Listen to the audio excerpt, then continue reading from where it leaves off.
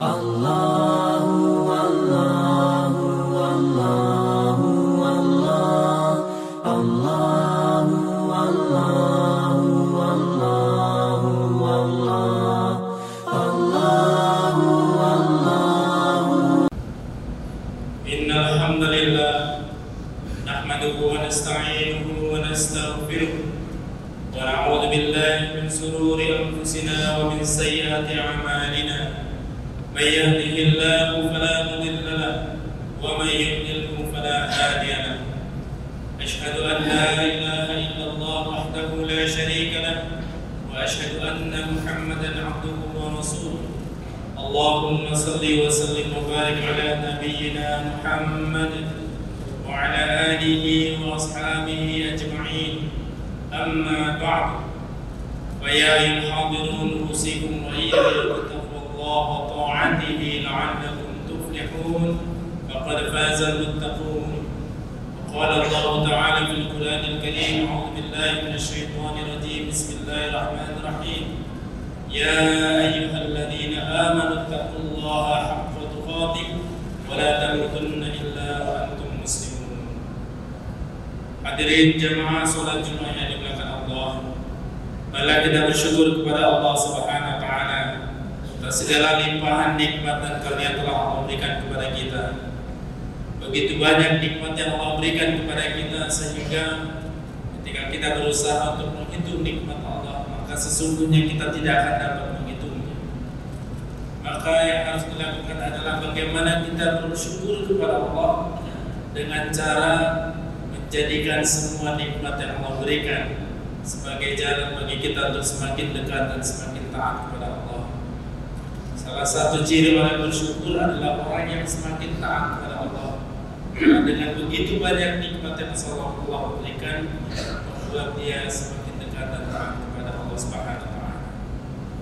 Salawat dan salam tak lupa kita sampaikan kepada junjungan kita, suri tauladan kita Nabi Muhammad sallallahu alaihi wasallam. Allahumma shalli ala Muhammad wa ala ali Muhammad. Hadirin sekalian jemaah Jumat yang dimuliakan Allah, izinkan Fatih dalam kesempatan ini menyampaikan khutbah yang bertema tentang rumus kehidupan. Kehidupan yang kita jalani saat ini adalah sebuah kesempatan besar yang masih Allah berikan kepada kita. Sampai hari ini, sampai jam ini, sampai menit ini, sampai detik ini, Allah masih berkenan memberikan kesempatan kepada kita. Untuk apa? Untuk kita terus berusaha memperbaiki diri kita. Karena siapapun kita, manusia sehebat apapun kita, pasti kita pernah melakukan kesalahan. Tapi kata Nabi SAW, ketika setiap orang itu pasti pernah melakukan kesalahan. Di kulli insanin khattab, setiap manusia pasti pernah berbuat salah. Wa khairu khattab at-tawwabin. Tetapi sebaik-baiknya orang yang bersalah adalah orang yang bertaubat kepada Allah, yang mengakui kesalahan, yang kemudian berusaha untuk memperbaiki kesalahannya tersebut. Hadirin sekalian, hari ini Allah masih berikan kesempatan kepada kita untuk kita terus berusaha memperbaiki diri kita, melakukan apapun yang harus baik yang disukai oleh Allah, yang diperintahkan oleh Allah Azza wa Jalla sebagai bentuk penghambaan diri kita kepada Allah Subhanahu wa taala. Maka hadirin sekalian jemaah dimuliakan Allah, dalam menjalani kehidupan ini pun tidak hanya asal mengalir begitu saja. Perlu ada pola, perlu ada rumus yang harus kita pegang, yang kita jadikan sebagai pegangan agar kemudian hidup kita ini menjadi bermakna, hidup kita menjadi lebih berarti. Karena Allah Subhanahu wa taala menciptakan kita tujuannya adalah wa ma khalaqtul jinna wal insa illa liya'budun.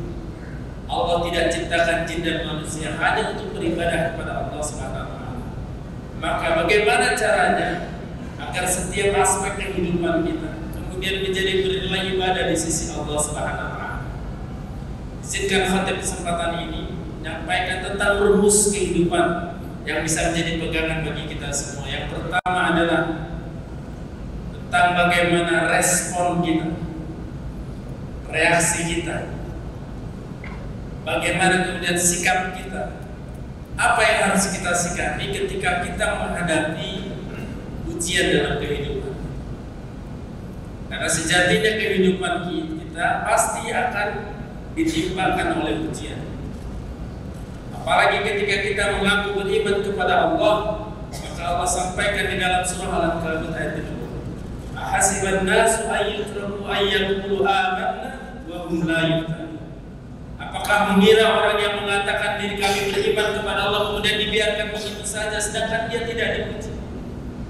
Hadirin sekalian, ujian kehidupan itu adalah sunnah Allah. Adalah sesuatu yang harus dijalani. Kalau kita tidak ingin mendapatkan ujian, maka kita tidak perlu hidup di dunia.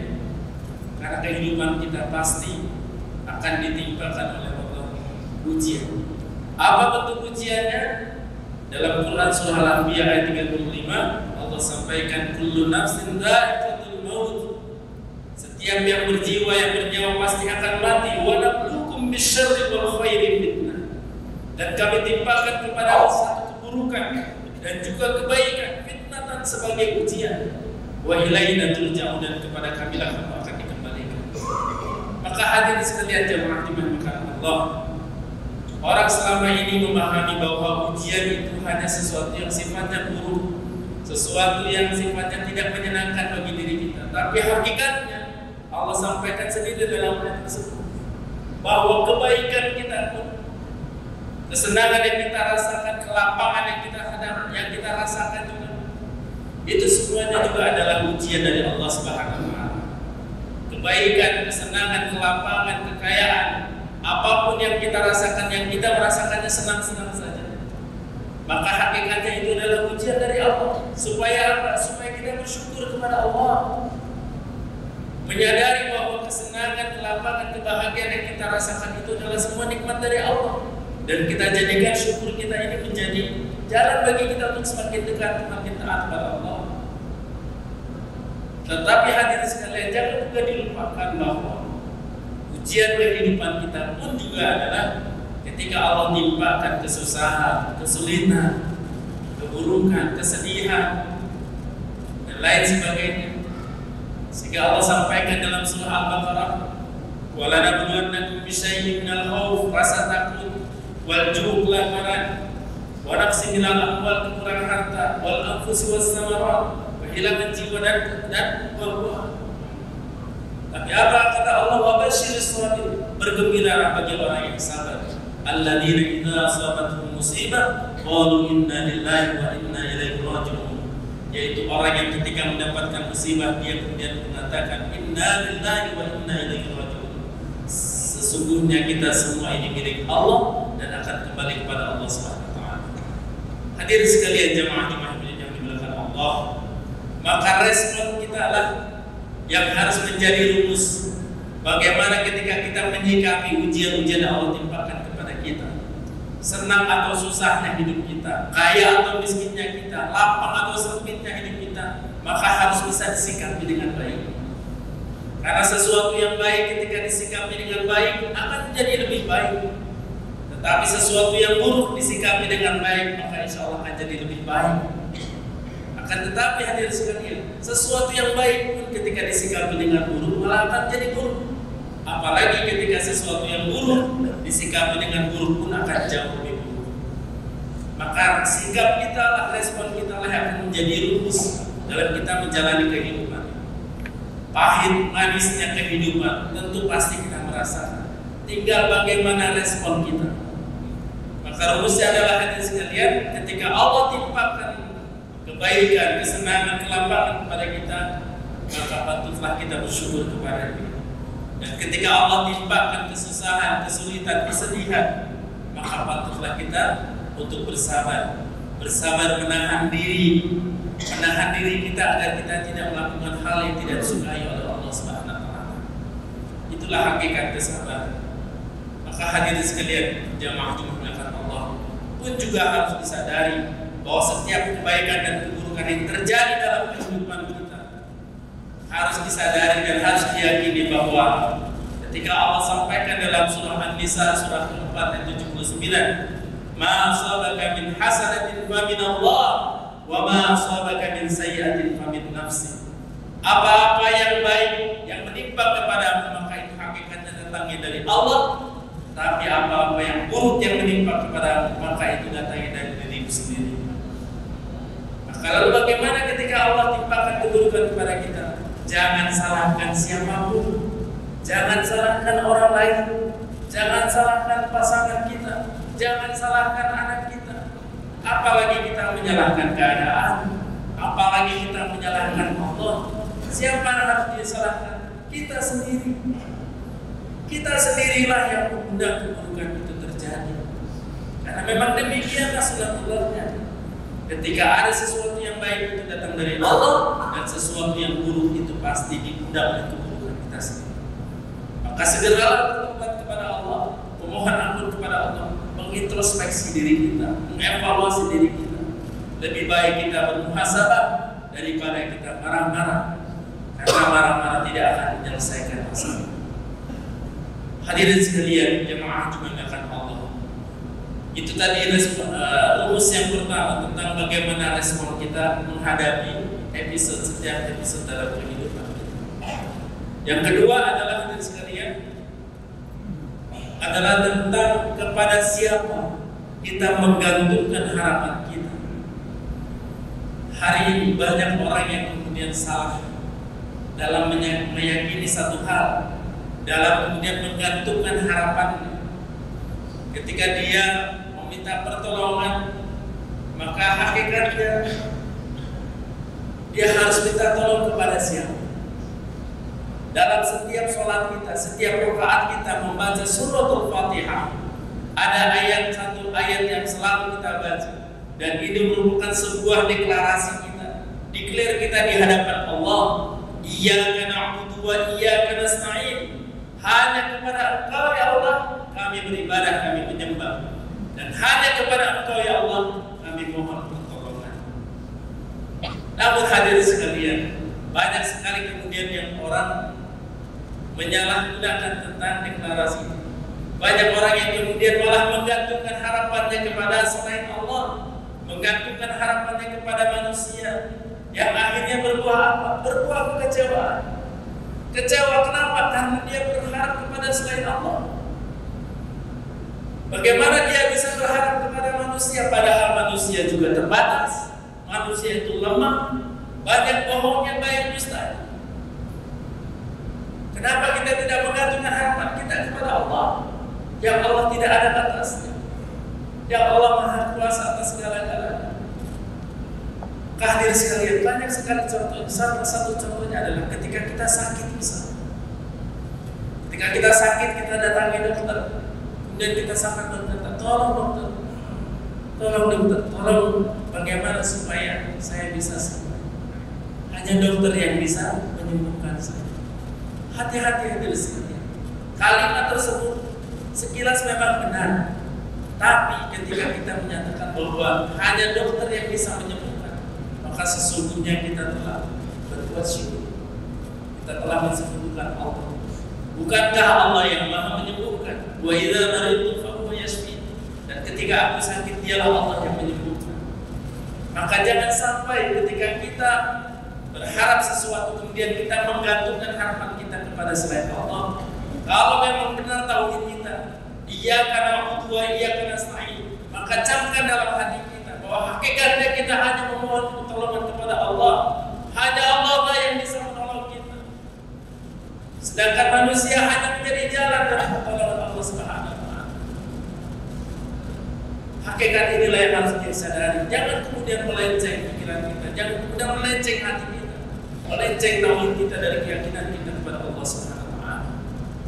Kalau memang kita benar-benar yakin kepada Allah, yakinlah pasti Allah akan berikan pertolongannya kepada kita, dan Allah akan berikan pertolongannya dengan cara-cara yang terbaik menurut Allah di waktu yang terbaik. Hadirin sekalian, jemaah dimuliakan Allah.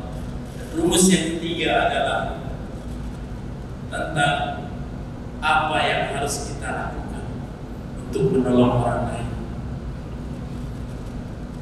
Kenapa kita harus berpikir tentang menolong orang lain? Bukankah kita sendiri butuh pertolongan? Terkadang kita namanya manusia, Kita pasti butuh pertolongan, tetapi hanya pertolongan Allah lah yang akan datang kepada kita. Hanya pertolongan Allah lah yang selalu kita harapkan. Salah satu cara untuk mengundang datang pertolongan Allah adalah dengan menolong hamba-hamba Allah, menolong hamba Allah, menolong manusia, menolong orang lain. Dalam sebuah hadis Rasulullah SAW bersabda, "Wallahu fi 'auni al-'abdi ma kana al-'abdu fi 'auni akhihi." Dan Allah itu akan menolong hambanya selama hambanya menolong saudara.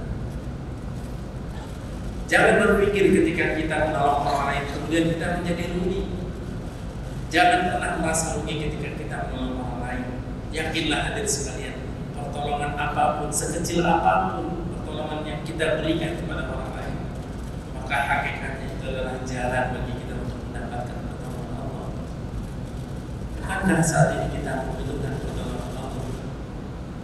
Maka undanglah, hadirkan pertolongan Allah itu dengan cara kita menolong orang lain.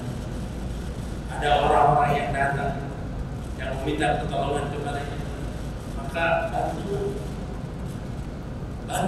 Apa yang bisa kita bantu? Dengan harta kita, dengan tenaga kita, dan dengan doa kita. Bantulah. Bantulah apa yang bisa kita bantu. Kalau kita bantu dengan harta, kalau kita bantu dengan tenaga, atau bantu dengan doa kita, maka cukuplah itu menjadi upaya bagi kita untuk mendatangkan pertolongan Allah SWT. Bukankah ketika kita memberikan pertolongan orang lain, lalu kemudian kita sedang memberikan kebahagiaan kepada orang lain, dan di saat kita memberikan rasa bahagia kepada orang lain, justru di saat itulah kita akan merasakan kebahagiaan sebenarnya. Kita akan bahagia ketika kita sudah membahagiakan orang lain.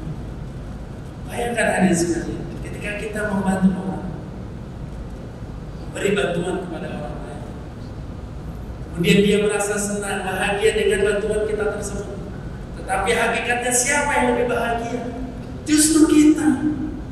Justru kita yang lebih bahagia ketika kita memberikan kebahagiaan itu kepada orang lain. Berbahagialah kita bagi kita yang sedang membahagiakan orang lain. Orang itu memang bahagia, tapi kita akan jauh lebih bahagia. Dan sebab itulah justru akan datangnya pertolongan Allah SWT. Tansurullah ayat 10 wa yusabit aqdam, surah Muhammad ayat 7. Allah katakan, jika kau menolong Allah, maka Allah akan tolong dan mendatangkan keburukan. Hadirin sekalian jemaah makan Allah, rumus kehidupan inilah, 3 dari rumus kehidupan inilah yang bisa menjadi pegangan bagi kita. Yang pertama tentang bagaimana respon kita menyikapi berbagai episode kehidupan. Kemudian yang kedua tentang kepada siapa kita menggantungkan harapan kita. Jangan sampai kita menggantungkan harapan kita kepada selain Allah. Ketika orang menggantungkan harapan kepada manusia, maka sia-sia dia untuk kecil. Dan yang ketiga adalah tentang apa yang harus kita lakukan untuk bisa menolong orang lain. Maka mudah-mudahan Allah senantiasa memberikan hidayah yang kepada kita semua, semoga Allah datangkan pertolongan kepada kita semua. Barakallahu li wa lakum fil Qur'anil 'azim wa nafa'ani wa iyyakum bima fihi minal ayati wa dhikril hakim wa taqabbala minni wa minkum tilawatahu innahu was-sami'ul 'alim. Aqulu qawli hadha wa astaghfirullahal 'azim li wa lakum fastaghfiruhu innahu huwal ghafurur rahim.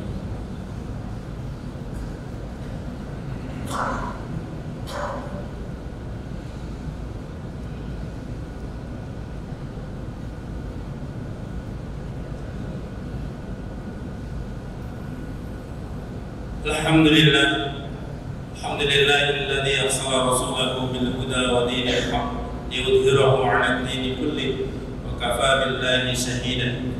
Asyhadu an la ilaha illallah wahdahu la syarika lah wa asyhadu anna Muhammadan 'abduhu wa rasuluh. Allahumma shalli wa sallim wa barik 'ala nabiyyina Muhammad wa 'ala alihi wa ashabihi ajma'in. Amma ba'du.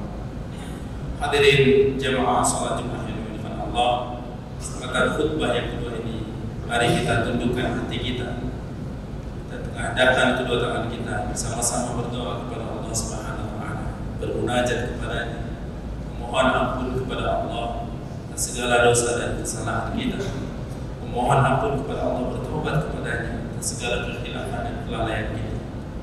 Mudah-mudahan di hari yang baik ini, Sayyidul Ayyam, menjadi titik balik bagi kita, bahwa kita harus merubah diri kita. Kita ingin merubah kehidupan kita, maka sesungguhnya hanya Allah yang bisa merubah kehidupan kita.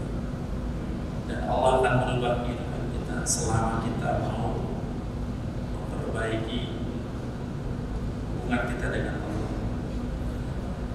memperbaiki sholat kita, memperbaiki bacaan Al-Quran kita.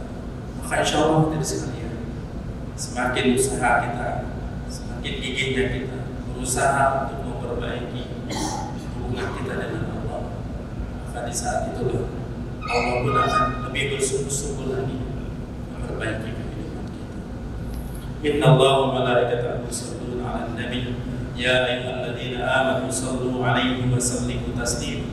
Allahumma shalli 'ala Muhammad wa 'ala ali Muhammad kama shallaita 'ala Ibrahim wa 'ala ali Ibrahim wa barik 'ala Muhammad wa 'ala ali Muhammad kama barakta 'ala Ibrahim wa 'ala ali Ibrahim innaka Hamidum Majid.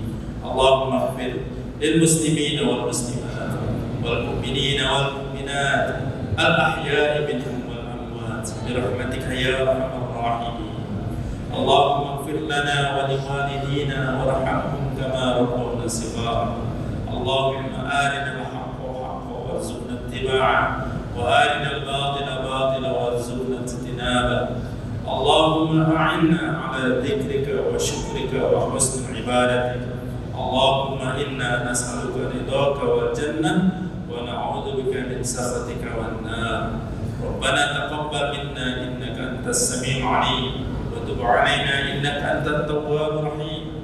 Rabbana zalamna anfusana wa in lam taghfir lana wa tarhamna lanakunanna minal khasirin.